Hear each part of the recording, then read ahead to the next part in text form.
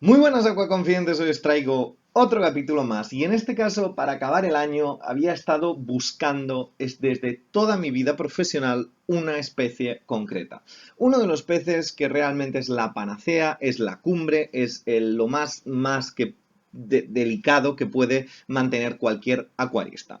Pues bien, ayer me dieron la sorpresa de que habían traído expresamente esta especie y hoy os la traigo en especial ya que realmente es una especie terriblemente delicada. Vamos a hablar de ella porque no hay información en internet, es difícil encontrar referencias sólidas sobre el mantenimiento y estos días he estado haciendo análisis real de lo que es la especie y análisis real sobre qué es el mantenimiento real de la especie. Porque a veces podemos leer, podemos tomar muchos datos de internet, de libros de referencia, pero luego en la práctica, en la ejecución del mantenimiento de la especie, a veces se vuelve bastante complejo, ya que muchas de las cosas no coinciden o muchas de las cosas que en principio se podían dar como alimento realmente ni por asomo se hacen el instinto de comerlo. Es por eso que hoy vamos a hablar de una especie muy especial. Es por eso que os voy a desear lo mejor para el 2018 de la mejor manera posible, que sé que es ofreciéndoos un contenido único. En este caso vamos a hablar sobre el Paradoxus indostomus de la familia de los Indostomidae. Es una especie increíblemente pequeña, es un animal que no mide más de 3 centímetros, es decir, estamos hablando de unos entre 20 milímetros a 30 milímetros lo que suelen medir esta especie. Decir que los indostómidos son unas especies que están emparentadas lejanamente con los peces pipa, es decir, tienen características muy similares de los signátidos, sin embargo están enclavadas en otro tipo de familia. En este caso existen solo 3 especies dentro del género Indostomus, principalmente el Paradoxus, que es este que os voy a enseñar, descubierto por Frashat y Mukherjee en 1929 y permaneció así, se creía que era la única especie del género Indostomus hasta 70 años después, que en 1999, casi llegando al siglo XXI, se descubren o se diferencian dos especies, el Indostomus crocodilus y el Indostomus spinosus, que fueron descubiertos y taxonomizados por Brits y Kotela en 1999. Una especie súper rara, una especie súper pequeña, no crece, súper delicada, que tienen que tener unos parámetros muy estables y yo tenía mucha experiencia con peces pipa, el Microphis deocata, Microphis brachyurus, Eneacampus ansorgis, etcétera, etcétera, etcétera. Quería algo más complejo todavía. Y gracias a ese aprendizaje a través de estas especies que no son fáciles de mantener, me animé a realmente encontrar esta especie, conseguir esta especie y cuidar esta especie. Ahí es donde reside el reto que realmente no sé si lo voy a conseguir. Conocido con el nombre común de pez pipa espinoso enano, pez palillo cocodrilo o pez espinoso armado, o incluso se conoce como pez paradoja. Está distribuido geográficamente en el país de Myanmar, lo que antiguamente era la antigua Birmania, ya sabéis, continente asiático, sudeste asiático, cerca de Tailandia, cerca de Laos, cerca de Vietnam. Concretamente este pez es un pez muy concreto, concretamente habita en Indaugi, que es una especie de río, y sus afluentes, que son el Iriguadai y el Mitictina, perdón. Estos son nombres realmente birmanos, por lo tanto la pronunciación es un desastre, perdonadme por ello. También es cierto que esta especie es tan pequeña, se camufla tan bien dentro del hábitat, que es difícil encontrar geográficamente a esta especie, porque tienes que mirar muy entre la maleza y realmente las zonas altamente pobladas de densidades de vegetación impiden realmente hacernos una idea de en qué zona geográfica encontramos. Por eso recientemente fue descubierta también en el sur de Birmania, cerca de Einme. En cualquier caso, los hábitats de estos peces son aguas relativamente estancadas pero limpias. Sobre todo también habitan en canales, en afluentes de los ríos principales, en zonas remansos que las aguas no tienen movimiento y se quedan como apartados de lo que son los flujos de agua de los ríos. Los solemos encontrar en zanjas, los solemos encontrar en pequeños pantanos.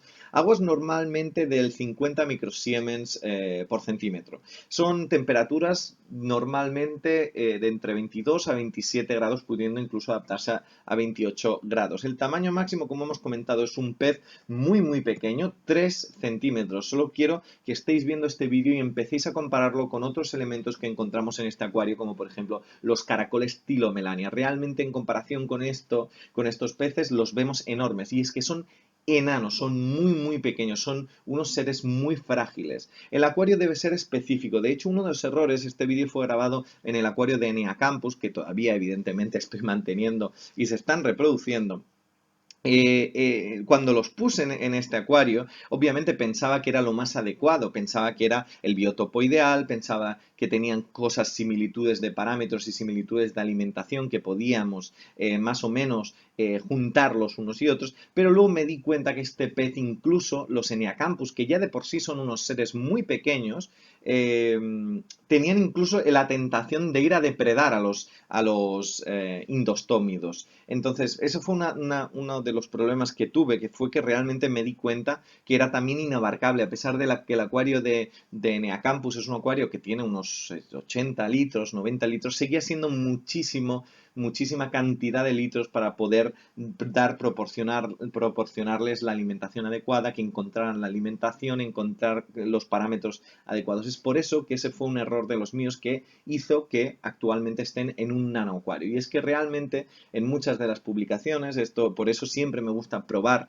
realmente que aquello que leo es lo que realmente se funciona en el mantenimiento. Realmente estos animales tienen que estar en acuarios específicos, acuarios maduros y en nanoacuarios de 30 litros como mucho. Pueden convivir perfectamente con microrasboras, Rasbora borrara, Rasbora brigitae, Rasbora maculata. Peces muy pequeños, ya que cualquier otro pez, incluso un poco más grande que él, incluso guppies, incluso este tipo de peces, monjitas, aunque tengan la boca pequeña, pueden llegar a sentir la tentación de picarles. Y un picotazo sencillamente de un guppy a estos animales automáticamente lo puede partir por la mitad. Es un animal que tiene como una especie de armadura, de un caparazón sólido. De hecho, si os fijáis bien, tienen como unos pinchos en la parte de la aleta dorsal, porque con esos pinchos se suele encaramar a los troncos en la parte de abajo y camuflarse completamente.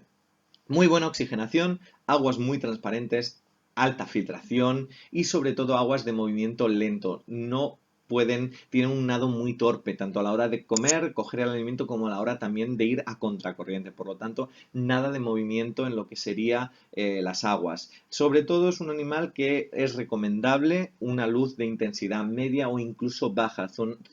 Que hayan zonas sombrías, también proporcionárselas a través de diferentes tipos de troncos. El Dreamwood, el Sunken, todo este tipo de troncos que tienen una parte en la parte de abajo a oscuras para que se puedan poner allí estos peces es ideal. Es muy importante sobre todo no solo las raíces, ya que les encanta ponerse, incluso engancharse a las raíces, sino también es un tema que el tema de la vegetación también lo agradece mucho. Es un pez que prácticamente durante todo el día se mantiene inmóvil en una misma posición, esperando, moviendo los ojos como un signátido para localizar el alimento. Por lo tanto, este pez es un pez que la gran mayoría del tiempo lo vamos a ver o descansando en el fondo, por eso es bueno también ponerle un sustrato que sea de arena, un sustrato fino, ya que a veces suelen reposarse en el sustrato, como también proporcionarles una amplia variedad de escondites o zonas oscuras dentro del acuario. Parámetros estables, eso es difícil a veces conseguirlo en nanoacuarios, por lo tanto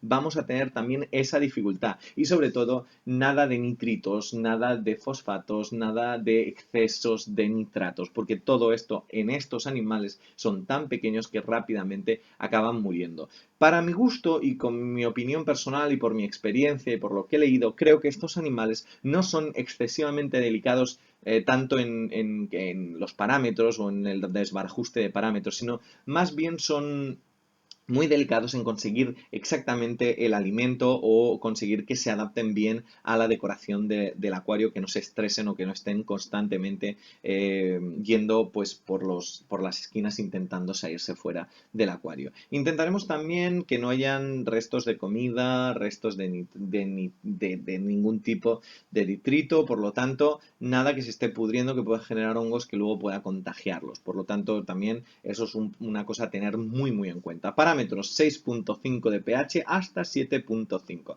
Son ligeramente ácidos, son zonas neutras muy ácidas, el pH bastante bajo, hasta 15 grados. Este también fue una de las cosas por las cuales quité del acuario de Eneacampus, ya que los tenía un poquito más elevados, por lo tanto, por eso decidí mejor mantenerlos en una pecera para ellos.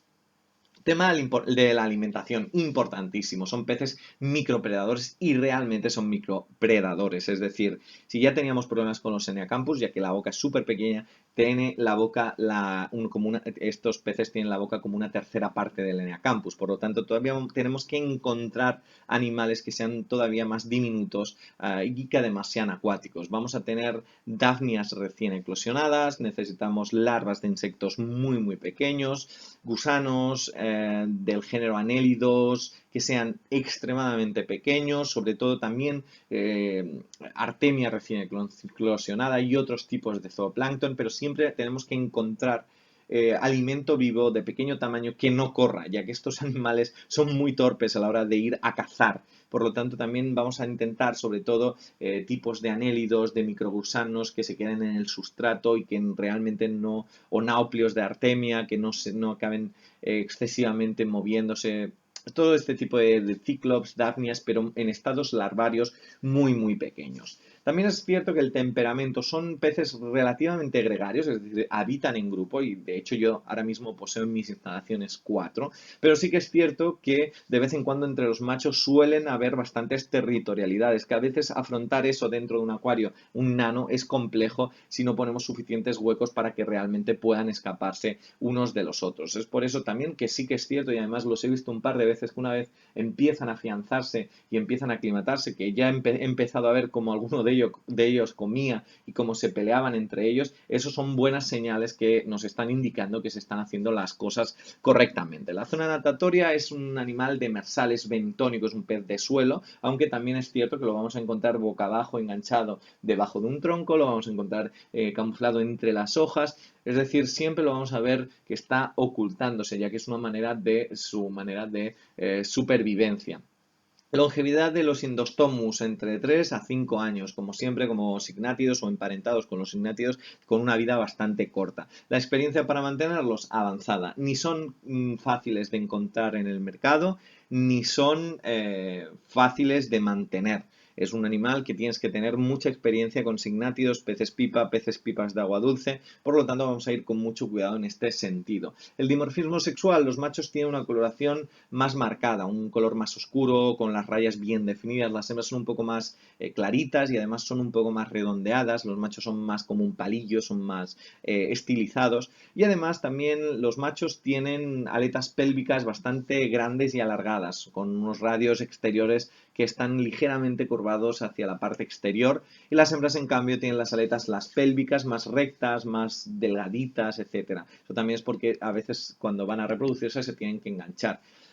Son unas especies increíblemente hermosas que hay que saber valorarlas, que hay que saber realmente qué se está comprando. Existe una belleza frágil en ellos, existe una belleza increíble que pocas otras especies que yo he mantenido se pueden palpar como se palpa con esta especie. Es un animal que depende de donde lo encontramos o la importación lo podemos encontrar desde los 6 euros a incluso a los 30 euros por ejemplar y realmente vienen con tamaños de 20 milímetros, por lo tanto estamos comprando una locura a nivel proporcional precio lo que compramos.